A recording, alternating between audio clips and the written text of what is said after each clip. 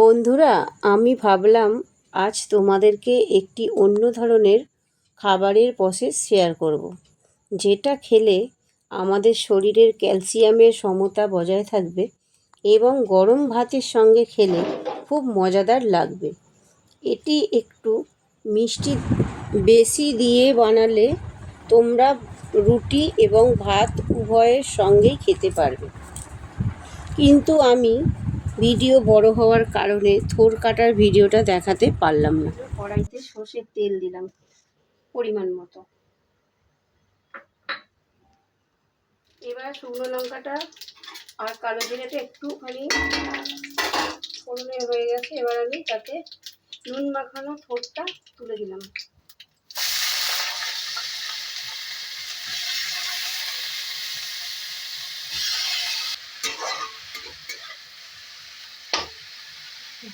ভালো করে নেড়ে দিতে হবে যাতে তেলটা পুরোপুরি ফোড়ের মধ্যে অ্যাবজর্ব হয়ে যায়।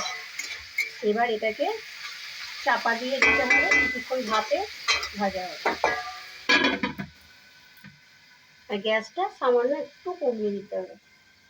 2 মিনিট পরে আবার বন্ধুরা ফিরে এলাম। এসে আবার একবার নেড়ে দেবো, আবার একবার ভালো করে নেড়ে দেবো। থোড়টা ভাজা ভাজা হলো কিনা দেখে নেব। আবারও একটু কীভাবে সিদ্ধ করবো,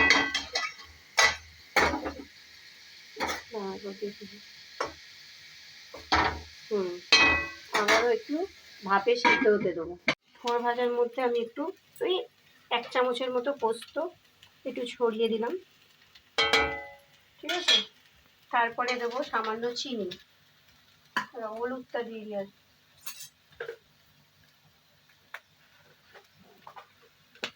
তারপর দেবো সামান্য হলুদ, বেশি দেবার দরকার নেই, ওই যত সামান্য দিয়ে এবার এটাকে ভালো করে আর একটু ভাজা ভাজা করবো।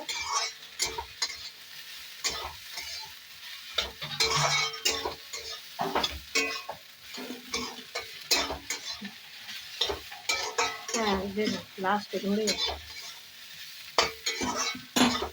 এবারে পোস্ত ছড়িয়ে দিয়েছি, হলুদ দিয়েছি, নুন তো আগে থেকেই দেওয়া ছিল।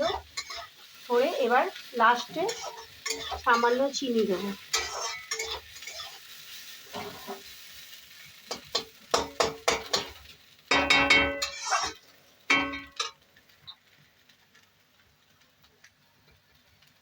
এবারে ওই 1 চামচের মতো চিনিটা দিয়ে দিলাম, ওই পরিমাণ মতো নিজেরা যেরকম আন্দাজে করবে। চিনি দিয়ে দিলে একটু মিষ্টি মিষ্টি হবে খোরটা, আর খেতেও ভালো লাগবে রুটির সাথে ভাতের সাথে।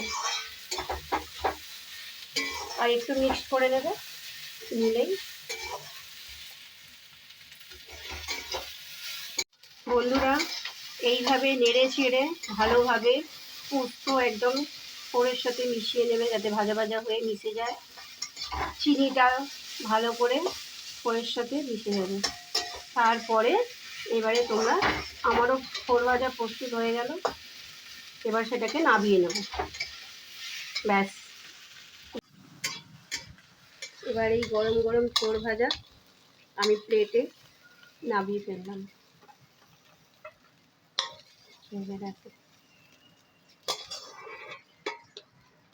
ভাতে, রুটিতে, তরকারিতে, যাতে